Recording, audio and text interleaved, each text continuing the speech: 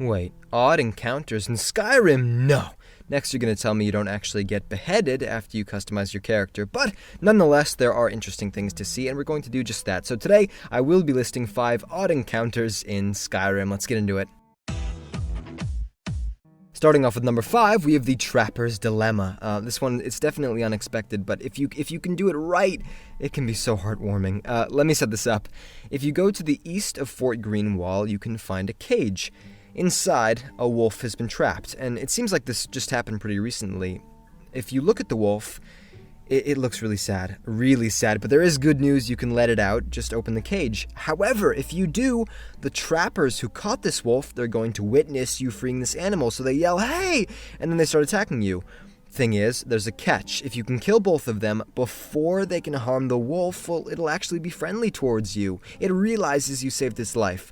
And this is weird because there are other instances where you can free animals from captivity, but they're still pretty hostile. They'll attack you.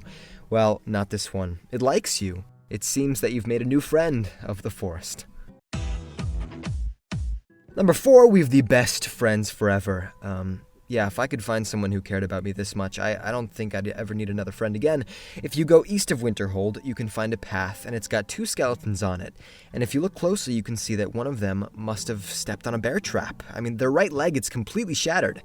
Well, that's unfortunate. What can you do? But what's weird is this person's friend. They stayed beside them until the very end. So far as freezing to death right there because they wouldn't leave their friend's side. They even had a satchel of herbs to try and lessen that person's pain.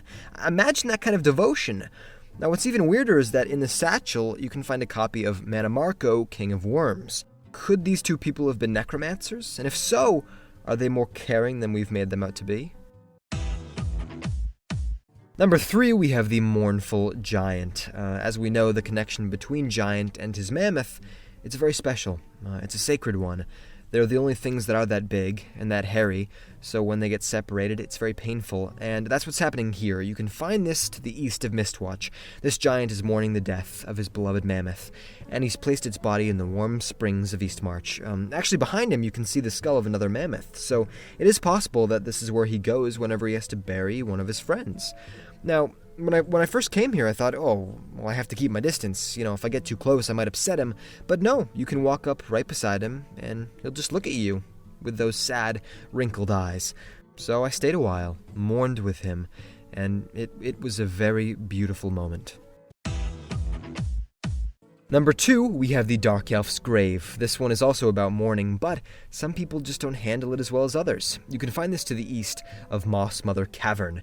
When you get there, you'll see the body of a dark elf under, I think, what looks like a grave of some kind. This has to be a tombstone for someone this elf loved very much. Now, at first glance, you might think, oh my gosh, he was killed here while mourning a loved one. That's so unlucky. But no, what is more likely is that he killed himself. He just couldn't take it.